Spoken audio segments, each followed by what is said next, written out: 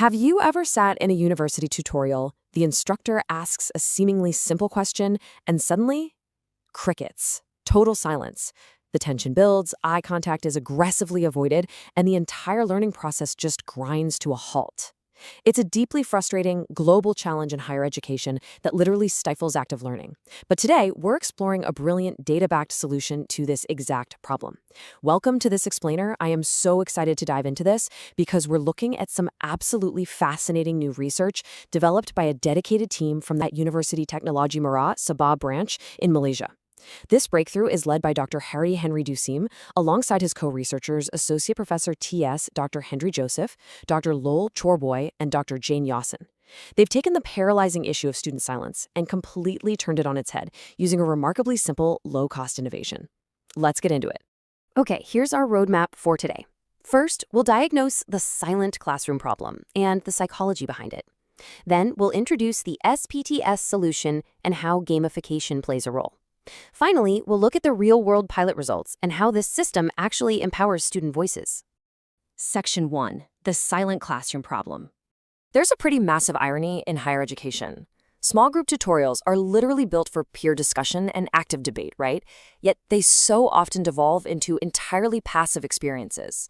Just take a look at this stark reality highlighted straight from the research. Passive attendance remains a common phenomenon, with a significant proportion of students choosing to remain silent.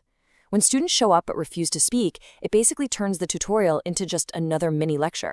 That completely undermines the whole pedagogical purpose of interactive learning.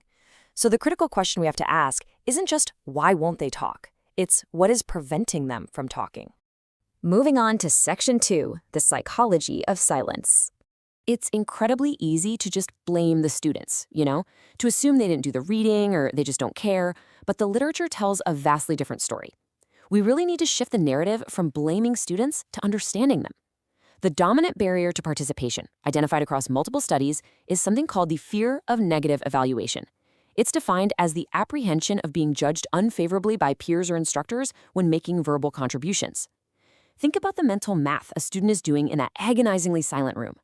They're weighing the academic benefit of answering the question against the potential social cost of being wrong in front of their friends. When that social cost feels too high, silence isn't laziness. It's actually their most rational defense mechanism. And what's really fascinating here is how deeply embedded cultural norms act as an amplifier for this fear, particularly in Southeast Asian and collectivist educational contexts.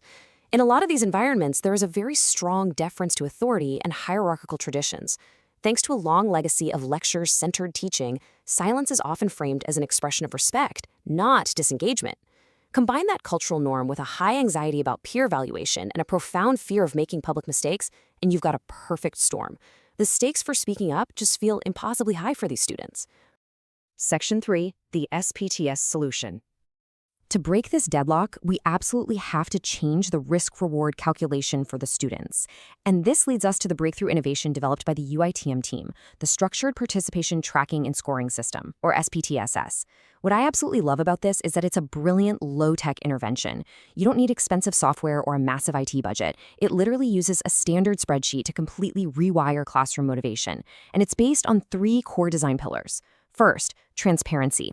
Everything is clearly communicated up front. Students know exactly what behaviors earn points. Second, fairness. The system is designed to reward effort, not just academic perfection.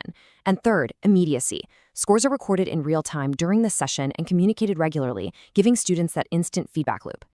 Now, this scoring rubric is where the real magic happens. You can see points are rewarded for correct answers, asking relevant questions, and peer teaching.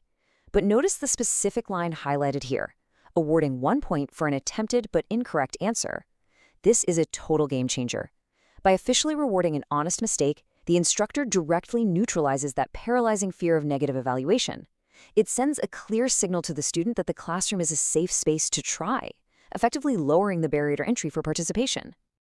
Section 4. Gamifying the tutorial experience. Essentially, the SPTSS is a highly effective gamified learning strategy.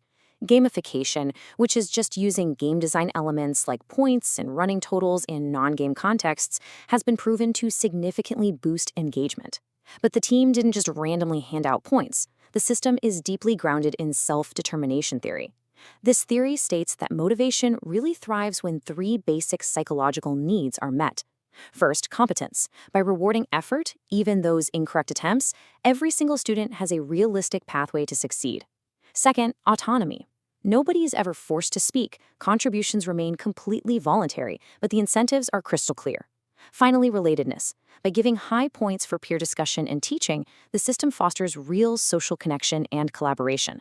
This kind of intrinsic motivation is exactly what sustains engagement over an entire semester. Section 5. Real-world pilot results. So, does this beautifully designed theory actually work in a real, messy classroom? The research team put it to the test. They piloted the system in a public administration course, PAD321, at UITM Kota Kinabalu, tracking 77 undergraduate students across 4 different tutorial groups. They introduced the system, explained the rubric, especially that sweet spot of getting a point just for an incorrect attempt, and began tracking. And wow, the results were immediate and incredibly striking. 66.2%. That is the percentage of all students across the pilot who recorded positive participation scores in just week 1 of the implementation. More than half of the students, many of whom had historically remained completely silent, suddenly found their voices in the very first tracked session. And when we break down this week 1 data across the 4 tutorial groups, the impact becomes even clearer. Look at Group 1 starting off at 46.7% and Group 2 at 66.7%. But take a really close look at Group 3.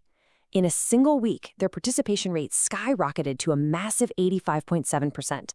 That's 18 out of 21 students actively engaging right out of the gate. The anecdotal evidence from the implementation noted that students who previously never spoke up were making genuine, confident attempts to answer. This simple point system created an immediate, highly visible shift in student motivation. Finally, Section 6, Empowering Student Voices. You see, the ultimate goal of the SPTSS isn't just about data collection or keeping score, it's about fundamentally transforming the operational dynamics of the classroom. Think about a traditional classroom. Participation grading is usually pretty subjective, fear of failure runs rampant, and silent students can so easily slip under the radar. But look at the SPTS classroom. Tracking is totally transparent. Effort is explicitly rewarded, and honestly, here's the best part, it allows for truly equitable instructor attention. Because the instructor has that tracking sheet right in front of them, they can instantly identify exactly who hasn't spoken yet and subtly, gently draw them into the conversation. It ensures absolutely no student is left behind in the silence. As we wrap up this explainer, I want to leave you with a powerful, provocative question to reflect on, whether you're an educator, a student, or a corporate trainer. When you evaluate participation, are you grading for correctness or are you grading for courage? The UITM team fundamentally believes that every student deserves a voice. The SPTSS proves that when we lower the social risk of being wrong and explicitly reward the courage it takes to speak up, we don't just get more answers. We turn classroom anxiety into active achievement. Let's join them in breaking the silence. Thank you so much for exploring this with me, and keep asking great questions.